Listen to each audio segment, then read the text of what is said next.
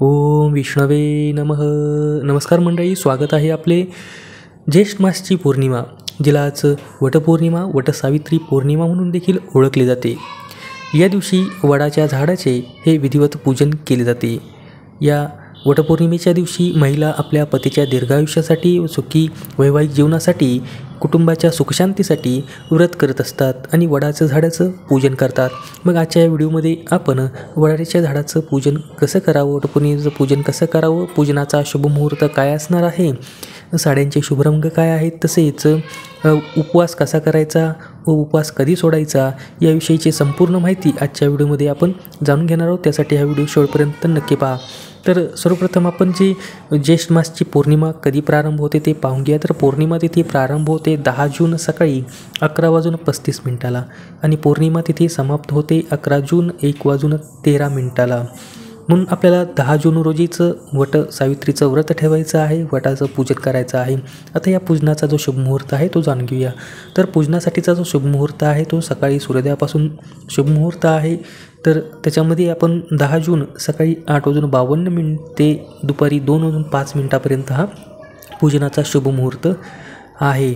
आता आपण या पूजनासाठी लागणारी सामग्री जाणून घेऊया. तर पूजनासाठी आपल्याला हिरव्या बांगड्या, शेंदूर, गळसरी, काळी पोत हे जे आहेत ते सतीमातेला अर्पण करण्यासाठी, त्यानंतर सूत, अत्तर, कापूर, सुपाऱ्या, पंचामृत, पूजेचे वस्त्र, विड्याची पाने, पैसे, गुळ खोबऱ्याचा नैवेद्य, आंबे, दुर्वा, गहू, सतीमातेचा फोटो नसेल तरी पण सुपारी स्वरूप आपण त्यांची स्थापना करायची आहे.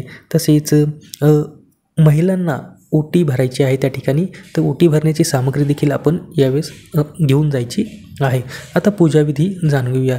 तर पूजनासाठी या दिवशी सकाळी लवकर उठायचं आहे. कोणत्याही व्रत असो आपल्याला त्या व्रताचा संकल्प करायचा असतो. आंघोळ केल्यानंतर आपण हातामध्ये जलफूल अक्षता घ्यायचा आहे उजव्या हातामध्ये, आणि हे व्रत तुम्ही कोणत्या इच्छेने करत आहात ती इच्छा प्रकट करून ते हातामध्ये जलफूल अक्षता देवाजवळ अर्पण करायचे आहे. आपली देवाची नित्यपूजा संपन्न करायची आहे आणि नित्यपूजा संपन्न केल्यानंतर आपली जी पूजनासाठीची सामग्री घेऊन आपण वडाच्या झाडाच्या पूजनासाठी आपल्या घराजवळ जर वडाचं झाड असेल त्या ठिकाणी जाऊन त्याचं पूजन करायचं आहे. वडाची फांदी तोडून घरी आणून त्याचं पूजन हे करायचं नाही, त्यातून ते पुण्यफळाची प्राप्ती होत नाही व व्रत हे सुसंपूर्ण होत नाही. तर या संपूर्ण साज शृंगार करून आपण वडाच्या झाडाच्या पूजनासाठी जायचं आहे. तर त्यासाठी जे शुभ रंग आहेत ते हिरवा, लाल, गुलाबी आणि पिवळा रंग, या कोणत्याही रंगाची साडी आपण घालून वडाच्या झाडाच्या पूजनासाठी आपण जाऊ शकता. तसेच हातामध्ये हिरवा चुडा आपण घालायचा आहे. तर आपण पूजनाला प्रारंभ करायचा आहे. त्यासाठी वडाच्या झाडाजवळ बसायचं आहे, खोडाजवळ बसायचं आहे. थोडी वाळू घेऊन त्यावर श्री गणेश व सतीमातेची प्रतिकात्मक सुपारी ठेवून स्थापना करायची आहे आणि श्री गणेश व सतीमातेचं पंचोपचारांनी पूजन करायचं आहे. श्री गणेशास जानवे, वस्त्र, गंध, दुर्वा, फूल इत्यादी अर्पण करून त्यांचं पूजन करायचं आहे. तसेच सतीमातेचं हळद कुंकू लावायचं आहे, त्यांचं देखील पंचोपचारांनी पूजन करायचं आहे. त्यांना वस्त्र, काळी पोत, हिरव्या बांगड्या हे सौभाग्य अलंकार देखील अर्पण करून पूजन करायचं आहे. श्री गणेश सतीमातेचं पूजन झाल्यानंतर आपण वडाच्या झाडाचं पूजन करायचं आहे. वडाच्या झाडाच्या मुळाजवळ आपण जल अर्पण करायचं आहे. जल अर्पण करत असताना ओम विष्णवे नमः, ओम विष्णवे नमः किंवा ओम नमो भगवते वासुदेवाय हा मंत्र जप करत आपण ते जल अर्पण करायचं आहे आणि वडाच्या झाडाचं देखील पंचोपचारांनी पूजन करायचं आहे. पूजन झाल्यानंतर आपण आंबे आणि दूध साखरेचा नैवेद्य त्या ठिकाणी दाखवायचा आहे आणि त्यानंतर आपण जे सूत आणलेलं आहे ते सूत 5 किंवा 7 प्रदक्षिणा घालत वडाच्या झाडाला गुंडाळायचं आहे आणि गुंडाळत असताना हा मंत्र म्हणायचा आहे, सौभाग्य मंत्र तो आहे, अवैधव्यांच सौभाग्यम देहि त्वं मम सुरते पुत्रान् पौत्रांच सौख्यांच गृहनार्घ्यं नमोस्तुते.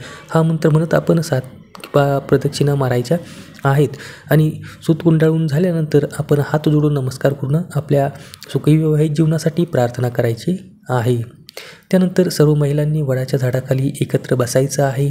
एकमेकींना हळद कुंकू लावायचं आहे, उखाणे घ्यायचे आहेत आणि महिलांनी एकमेकीची ओटी भरायची आहे आणि ही जी ओटी आहे ती आंबे व गव्हाने भरायची आहे. आता मग आपण वटपौर्णिमेचा उपवास हा कधी सोडायचा, तो कसा धरायचा, काय खायचं याविषयी जाणून घेऊया. तर वटपौर्णिमेचा उपवास हा 3 दिवस चालतो, परंतु 3 दिवस धरणे शक्य नाही. त्यामुळे आपण 10 जून रोजीच हे वटपौर्णिमेचं उपवास व्रत करायचं आहे. या दिवशी दिवसभर आपण यथाशक्ती उपवास करायचा आहे. फलाहार करून आपल्या आरोग्याचा विचार करून आपण फलाहार, ज्यूस, दूध इत्यादीचं सेवन करून हे व्रत आपण करायचं आहे. तसेच दुसऱ्या दिवशी हे आपण ह्या व्रताचं उद्यापन करायचं आहे किंवा व्रत सोडायचं आहे. तर व्रत सोडण्यासाठी आपण काय करायचं आहे, आपल्या घरातील देवाचं पूजन करायचं आहे. देवाला दही भाताचा नैवेद्य दाखवायचा आहे आणि हे व्रत सोडायचं आहे. आणि या वटपौर्णिमेच्या दिवशी काही नियम पालन करायचं आहे. या दिवशी ब्रह्मचर्य व्रताचं पालन करायचं आहे. शक्य तेवढे ओम नमो भगवते वासुदेव या मंत्राचा जप करायचा आहे. खोटे बोलू नये, वृद्धांची सेवा करायची आहे. या दिवशी दानकर्म देखील अवश्य करायचं आहे. यथाशक्ती आपल्याला जे शक्य असेल ते दानकर्म आपण करायचं आहे. तर अशा पद्धतीने आपण ही वटपौर्णिमेचं जे पूजन आहे ते अवश्य संपन्न करायचं आहे. धन्यवाद.